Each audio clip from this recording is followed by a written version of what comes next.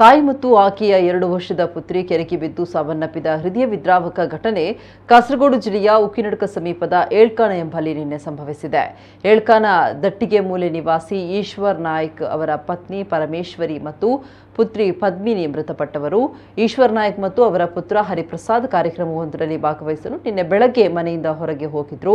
ಈ ಸಂದರ್ಭ ಮನೆಯಲ್ಲಿ ಪರಮೇಶ್ವರಿ ಮತ್ತು ಪದ್ಮಿನಿ ಹಾಗೂ ಈಶ್ವರ್ ನಾಯ್ಕ್ ಅವರ ಸಹೋದರ ಶಿವಪ್ಪ ನಾಯ್ಕ ಮಾತ್ರ ಮನೆಯಲ್ಲಿದ್ದರು.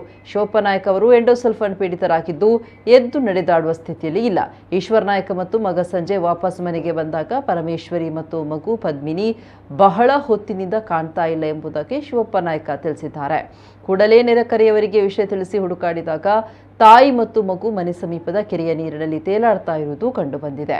ಕೂಡಲೇ ಸ್ಥಳೀಯರು ಅವರನ್ನ ಮೇಲಕ್ಕೆತ್ತಿ ಕಾಸರಗೋಡು ಆಸ್ಪತ್ರೆಗೆ ಕೊಂಡೊಯ್ದಿದ್ದಾರೆ. ಆದರೆ ಅಷ್ಟರಲ್ಲಿ ಅವರು ಮೃತಪಟ್ಟಿದ್ರು. ಬೆಳಗ್ಗೆಯೇ ಅವರು ಬಾವಿಗೆ ಬಿದ್ದಿರಬೇಕು ಅಂತ ಭಾವಿಸಲಾಗಿದೆ.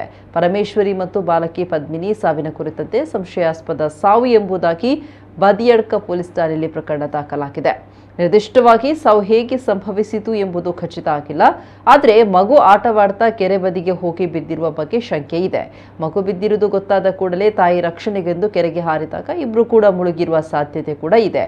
ತಾಯಿಗೆ ಈಜು ಬರ್ತಾ ಇರಲಿಲ್ಲ ಎನ್ನಲಾಗಿದೆ.